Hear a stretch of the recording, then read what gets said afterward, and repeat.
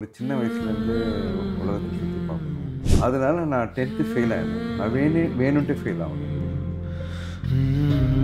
நான் போய் ஒரு ஹோட்டலில் ஒர்க் பண்ணேன் ஹெல்ப்பராக. அது எங்கள் வீட்டில் அவங்க கடை வாங்கி வச்சுருந்தாங்க. அந்த கடை எங்களுக்கு ரொம்ப சுமையாக இருந்துச்சு. ஒரு டைமில் சின்ன ஒரு ரோட் சைடு பிஸ்னஸ் தான் இருந்துச்சு. எங்கள் வீட்டில் எல்லாமே ஏழைங்க தான். நாசர் தவிர்த்து இது பேர்லாம் ரொம்ப கஷ்டப்பட்டாங்க. நாசர் தவிர்த்து நாங்கள் யாருமே வேலை செய்யலை. வேலை செய்யணும் ஆப்ஷன் கிடைக்கல. நான் வந்து 10th படிச்சிருக்கேன். நான் போய் என்ன வேலை செய்ய முடியும்? நான் அங்கே வெளியே போனேன் நாசர் தம்பி அப்படி தான் இதுக்காண்டி நான் போய் என்ன வேலை செய்ய முடியும்? எங்கள் வீட்டில் சாப்பாடு அது இதெல்லாம் ரொம்ப கஷ்டம், உண்மையாகவே கஷ்டம். அதெல்லாம் நாசர் ஈடுபாடு எதுவும் வரல. 8 மாதத்துலேருந்து இன்றைக்கி வரைக்கும் நான் தான் அவனுக்கு ஃபாதர் மதர் சமைக்கிறது எல்லாமே நான் தான். அம்மா இல்லை. அம்மாவுக்கு நான் பால் கொடுப்பேன், எனக்கு அழுதுனே கொடுப்பேன். நான் எனக்கு எப்படி கொடுக்கணும் பால் தெரியாது. குட்டி பால் வச்சு பொம்பளை மாதிரி மறித்து கொடுப்பேன்.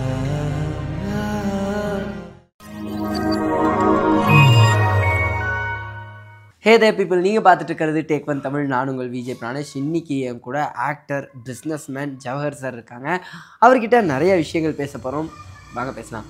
வணக்கம் சார். வணக்கம். உங்களை சந்திக்கிறதுல எனக்கும் எங்கள் டீமுக்கும் ரொம்ப ரொம்ப சந்தோஷம். அதாவது ஆரம்பத்திலேயே சினிமாக்குள்ளே வந்த நீங்கள், அதாவது படிப்பெல்லாம் விட்டுட்டு சினிமாக்குள்ளே வந்த நீங்கள் ஒரு பாதியில் ஒரு கேப்பில் மறுபடியும் வெளிநாடுக்கு போக வேண்டியதாக இருந்தது. ஆமாம். சினிமாவை விட்டு போயிட்டோமேன்னு இப்போ தான் வருத்தம் இருக்காது? ரொம்ப சந்தோஷப்படுறேன்.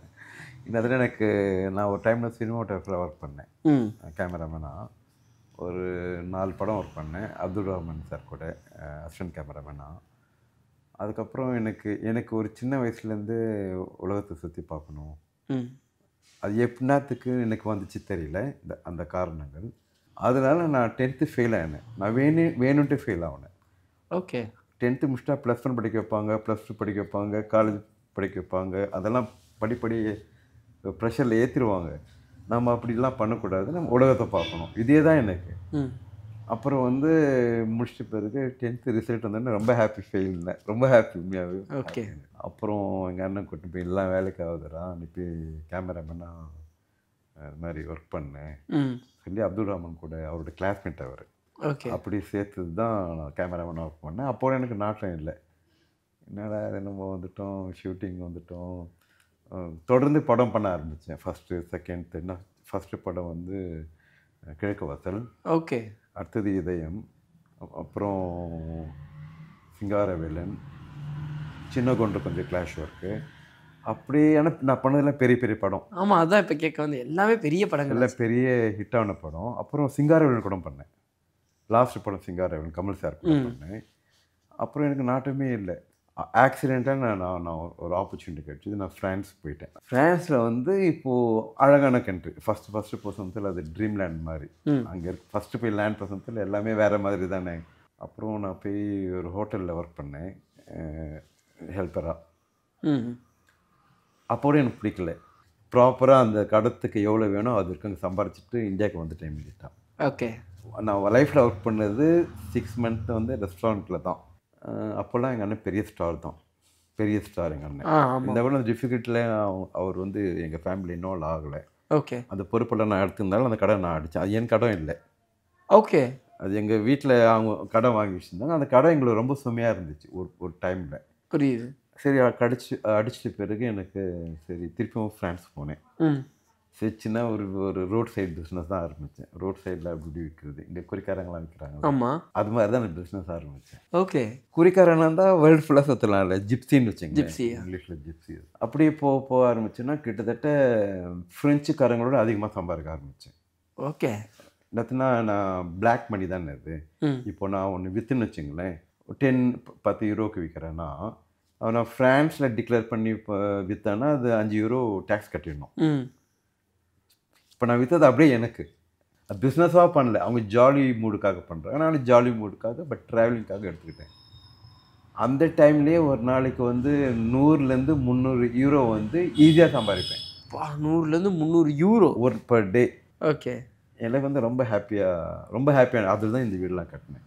எனக்கு என்ன லைஃப்னா சரி நம்ம சம்பாதிக்க ஆரம்பிச்சிட்டோம். எங்கள் வீட்டில் எல்லாமே ஏழைங்க தான். அப்போது நாசர் தவிர்த்து மீதி பேர்லாம் ரொம்ப கஷ்டப்பட்டுருந்தாங்க. சரி எல்லாருக்கும் ஹெல்ப் பண்ணேன். நான் இன்றைக்கி வரைக்கும் ஹெல்ப் பண்ணுறேன் எல்லாருக்குமே. ஓகே. எல்லாருக்கும் இது மாதிரி இது வந்து என் தம்பி வீடு. அவன் மேலே தான் கட்டினேன் இந்த வீடு. அப்புறம் இன்னொரு அண்ணன் வீட்டுக்கு போய் அவனுக்கும் அவன் வீடு கட்டி கொடுத்தேன். எல்லாரும் கொடுத்தேன், நிறைய பேர் கொடுத்துக்கிட்டு அப்படி தான் என் லைஃப் போச்சு. நீங்கள் சொல்லும் போது சொன்னீங்க, நான் வாங்கின கடன் கிடையாது, இருந்தாலும் நான் கட்டி முடித்தேன். எதனால் வந்து இப்போது நம்ம கடன் வாங்கி நம்ம கட்டுவோம், நமக்கு எல்லாமே தெரியும். ஆமாம். எதனால் அது மாதிரியெல்லாம் கட்டி முடிச்சதுக்கான? இல்லை, எங்கள் வீட்டில் அந்த டைமில் வந்து நாசரை தவிர்த்து நாங்கள் யாருமே வேலை செய்யலை. வேலை செய்யணும்னு ஆப்ஷன் கிடைக்கல. புரியுது. இப்போ நான் வந்து 10th படிச்சிருக்கேன். நான் இப்போ என்ன வேலை செய்ய முடியும்? புரியுது. நான் அங்கே வெளியே போனால் நாசர் தம்பி அப்படி தான் இதுக்காண்டி நான் இப்போ என்ன வேலை செய்ய முடியும்? வாட்ச்மேன் வேலை கூட எனக்கு தெரியாது. எனக்கு வீட்டில் வந்து கொஞ்சம் கடன் வாங்கினாங்க. எங்கள் வீட்டில் எங்கள் பேரண்ட்ஸ். ஓகே. அது வந்து அவங்களால அடிக்க முடியல. எங்களுக்கும் சுமை. யாரும் வேலை வெட்டி இல்லை. இப்போது மாதம் வட்டி கட்டணும். அப்போ எவ்வளோக்கு வாங்கியிருந்தாங்கன்னா ஒரு 1.25 லட்ச ரூபா தான். ஓகே. அந்த டைமில் 30 இயர்ஸ் பெரிய கற்றுது. அந்த எங்கள் வீட்டில் சாப்பாடு அது இதெல்லாம் ரொம்ப கஷ்டம், உண்மையாகவே கஷ்டம். அதெல்லாம் நாசர் ஈடுபாடு எதுவும் வரல. அதனால் வந்து அது எப்படி நாசர்ன்ட்டு சொல்லி பார்த்தா அவர் கொடுக்க மாட்டேன்ட்டார். அது பெரிய சுமை தான் எங்களுக்கு. என்னடா அவ்வளோ பெரிய காசாக தெரிஞ்சது எனக்கு அந்த. புரியுது. இப்போ மீடியாவில் பார்த்தா அவன் போய் சொல்கிறான், வீடு அவ்வளோ பெருசாக இருக்குது. ஒரு காலத்தில் புரியுதா, ஒரு காலத்தில் எங்கள் வீடு இடிஞ்ச வீடாக தான் இருந்துச்சு. அது நான் வந்து இந்த இடத்துல கட்டியிருக்கக்கூடாது. அந்த டைமில் நம்ம இங்கே தானே பிறந்தோம் வளர்ந்தோம், கட்டலான்னு கட்டினேன். இது பொது ஆக்சுவலாக நான் எங்கள் தம்பி இதுதான். எங்கள் தம்பி ஒரு மென்டலி ஹேண்டிகேப்பாக இருக்கும். அவன் பேரில் தான் கட்டினேன். அதுக்கப்புறம் கஷ்டப்பட்டு விற்றுலாமா, அப்போல்லாம் அவ்வளோ ரேட் இல்லை. விற்றுட்டு எனக்கு இங்கே கூட பிடிக்கல. ஏன்னா அந்த கோல்டு கண்ட்ரியில் இருந்ததுனால நான் ஊட்டி கொடைக்கானல் போயிடலான்னு ரொம்ப ஆசை எனக்கு. இருந்தாலும் எனக்கு ஒரு பையன் இருக்கான். அவன் வந்து 8 மாதத்துலேருந்து நான் வளர்க்குறேன். Like a baby. இந்த பேபியில் வந்து அதுதான் நான் இந்தியாவில் வந்து தங்கினேன். அவங்க அம்மா விட்டுட்டு போயிட்டாங்க. 8 மாதத்துலேருந்து இன்றைக்கி வரைக்கும் நான் தான் அவனுக்கு ஃபாதர் மதர், சமைக்கிறது எல்லாமே நான் தான். இப்போ வந்து ரொம்ப டஃப் டைமில் போயிட்டுருக்கேன். எனக்கு வந்து பையன்தான் முக்கியம் சொல்லிட்டு டிசிஷன் எடுத்தேன். ரொம்ப ஹார்ட் டிசிஷன் அது.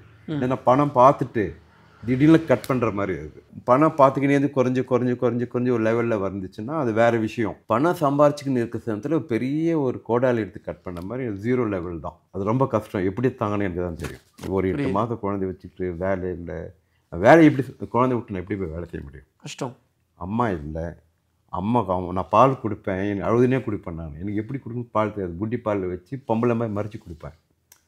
அதுலேருந்து அவன் வந்து சரி லைஃப்பில் ஒரு டஃப்பாக எடுத்துக்கிட்டேன். நம்மளால் உலகத்தில் எதுவுமே பண்ணலாம். அது வந்து இந்த பையனை வளர்க்க ஆரம்பித்தேன். இப்போ 10th ஸ்டாண்டர்ட் இப்போது அவனுக்கு எக்ஸாம் எழுதுன்ட்ருக்கான். ஐசிஎஸ்சி எக்ஸாம் எழுதுன்ட்ருக்கான். அப்புறம் நான் நினச்சேன், சரி நம்ம வந்து என் பையனுக்காக என்ன பண்ணணும். நான் கல்யாணம் கூட பண்ணல. புரியுது சார். என்னத்துக்கு கல்யாணம் பண்ணலன்னா, உடனே நிறைய பேர் சொன்னாங்க எங்கள் ஃபேமிலியில், கல்யாணம் பண்ணிக்கோ இது அப்படி ரொம்ப டஃப்பான டைம் ஆகிடும் சொன்னாங்க. எனக்கு அதில் அப்போல்லாம் அம்மா அப்பாலாம் கூட இருந்தாங்க. இப்போ எங்கள் அம்மா அப்பா எல்லாம் கூட இல்லை. அது ஒரு பிரச்சனை. அது நான் பண்ணது வந்து நான் சொல்லிதான் வச்சுங்களேன். இந்த பையனை வளர்க்கறதுக்காக முழு மூச்சாக இறங்கிட்டேன்.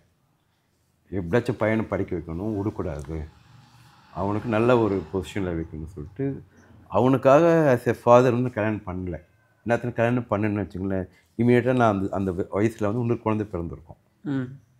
ஒரு குழந்தை பிறந்திருந்தா என்ன ஆகிட்டுனா, யாரோ பெற்ற பையன் மாதிரி தான் ஆகிடும். அது அப்படி தானே வரும். இப்போ புது ஒய்ஃப் வந்துச்சுன்னா இன்னொரு குழந்தை போச்சுன்னா நம்மளுக்கு பிறந்தது ஒய்ஃப் நம்ம கூட இருக்கா, இதுதான் இந்த குழந்தை தான் இம்பார்ட்டன்ட் தான் நம்ம போவோம். இவனை வந்து தூரப்படுத்துவோம் நேச்சுரலாக. ஆமாம். அதெல்லாம் நான் நினச்சி நான் பண்ணேன், வேண்டாம், இவன் என்னோடய ரத்தம், ஒதுக்கக்கூடாது. என்ன சொல்கிறீங்க? அவனை ஒதுக்கக்கூடாது. அது எப்படி தப்பாக போய் முடிஞ்சாலும் பரவாயில்ல, குழந்தைக்காக வாழலாம் சொல்லிட்டு இன்றைக்கி வரைக்கும் குழந்தைக்காக தான் இன்றைக்கே இருக்கோம். 4 மணிக்கு எழுந்து சமைக்கணும், துணி தைக்கணும், வீடு க்ளீன் பண்ணணும், பாத்ரூம் க்ளீன் பண்ணணும், அவனுக்கு அயர்ன் பண்ணி ஸ்கூலுக்கு அனுப்பணும், திருப்பி அவன் லஞ்ச் கட்டி கொடுக்கணும், திருப்பி அவன் வர. புரியுதா உங்களுக்கு? நடுவில் வந்து நான் மார்க்கெட் போய்ட்டு திங்ஸ் வாங்கிட்டு வரணும், எல்லாமே கரெக்டாக அடுக்கணும். அதுக்குள்ளே என் பையன் வந்துடுவான். எனக்கு ரெஸ்ட்லெஸ். எனக்கு இப்படியே லீட் பண்ணின்னு போக சொல்லி எனக்கு லியோவில் படம் வந்துச்சு. லியோவில் வந்து நல்ல கேரக்டர் தான் கூப்பிட்டாங்க. நான் ஷூட் பண்ணாங்க நிறைய நாள். அங்கே ஒரு 12 days வச்சு ஷூட் பண்ணாங்க. விஜய் சார் கூடலாம் இருக்கேன். பட் எல்லாருமே கட் பண்ணிட்டாங்க. சும்மா கார் இது மட்டும் வச்சு கட் பண்ணிட்டாங்க.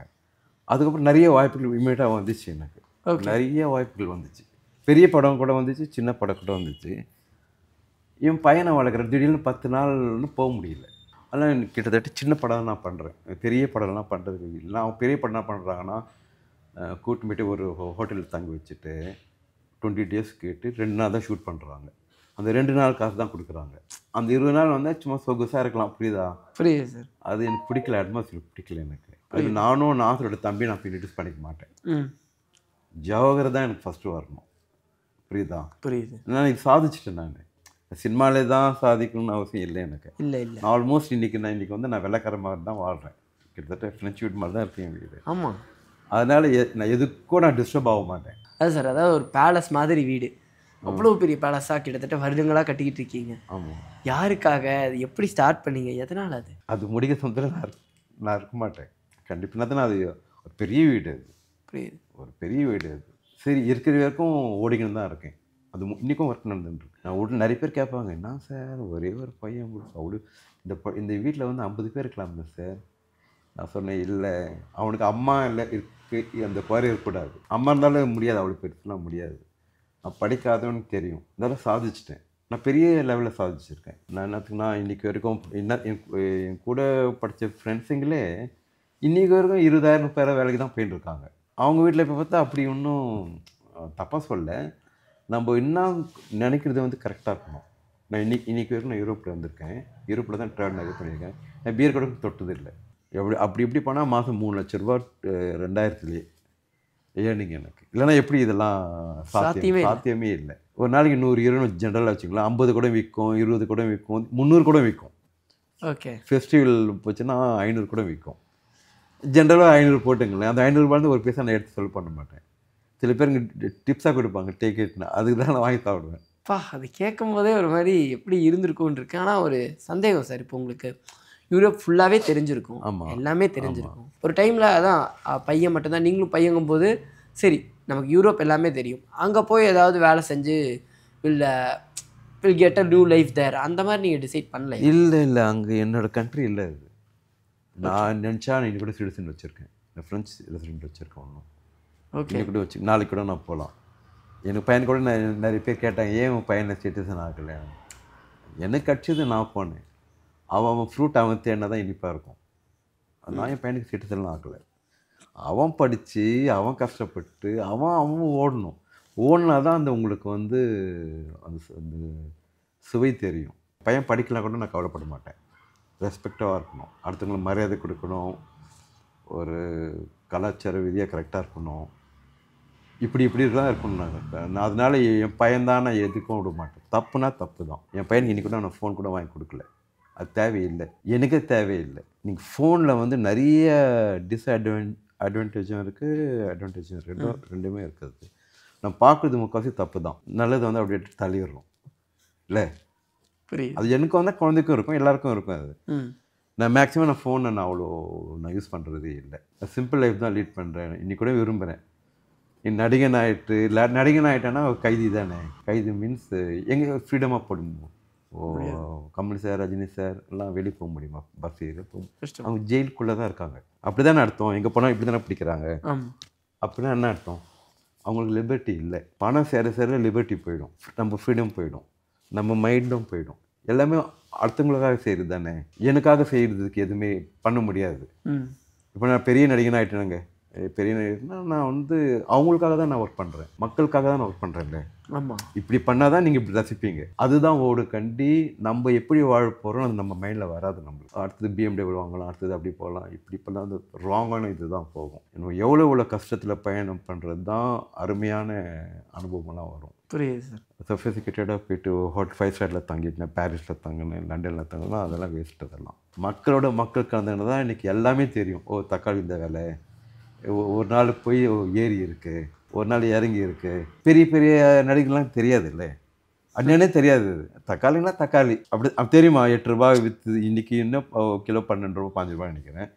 இது ஒரு 6 மாதம் முன்னாடி வந்து 100 ரூபாய் விற்றுச்சு. நடிகர்களுக்கு தெரியாது, இதெல்லாம் தெரியுமா? தெரியாது. அது முடிச்சுட்டு நேராக கட்சிக்கு வந்துடுறாங்க. அதுக்கும் இன்னும் ரொம்ப பெரிய தப்பு. அவங்க என்ன நடிக்கிறது யாருக்குமே தெரியாது இல்லை. இப்போ ஒரு அரசியல்வாதினா எல்லாமே தெரியணும் இல்லை. ரோட்டில் காவால் வந்து காவா கூட பார்க்கணும் அவன். அதுவும் ட்ரைனர் தானே, அதுக்கும் ஒரு வேலை செய்கிறாங்களே, ஒருத்தன் வேலை செய்கிறாங்களே, ஒரு அட்மினிஸ்ட்ரேஷன் இருக்கணும் இல்லை, பொலிட்டிக்கலாக இருக்கட்டும், நடிகராக இருக்கட்டும். எனக்கு வந்து ரொம்ப பணக்கார ஆளுக்கு எனக்கு இஷ்டமே இல்லை. இஷ்டம் தான் எனக்கு கூட நான் ஃப்ரான்ஸ் போய் சம்பாதிக்க முடியும். என்னால் முடியுமா முடியாது சொல்லுங்கள்? கண்டிப்பாக முடியும். எனக்கு தேவையில்லை, போதும். என் பையன் தான் இப்போ எனக்கு ஹைலைட். எது இருந்தாலும் அழுவும் சரி, சேட்னஸும் சரி, எல்லாமே அவன் தான். அதனால் எனக்கு அவனை மட்டும் ஃபோக்கஸ் பண்ணுறேன். அவன் நல்லா இருந்தால் ஓகே. எனக்கு ஒரு பெரிய ஆசை, அவன் நல்லா படித்தானா, டே வாடா இங்கெல்லாம் போய் நான் தங்கியிருக்கேன், இப்படிலாம் இருக்கு, அவனுக்கு ஒரு காமிக்கணும்னு ஒரு ஆசை. அது நடக்காதான் எனக்கு தெரியாது. எனக்கு ஒரு உள்ளக்குள்ள பெரிய ஆசை அது. அண்ட் நிறைய விஷயங்கள் பேசினோம் சார். உங்களோட ட்ராவல் பற்றி, நீங்கள் கடந்து வந்த ஜேர்னி பற்றி, சினிமா ஜேர்னி பற்றி எல்லாமே பேசினோம். இந்த ஒரு சந்திப்புக்கு ரொம்ப ரொம்ப நன்றி சார். Thank you very much.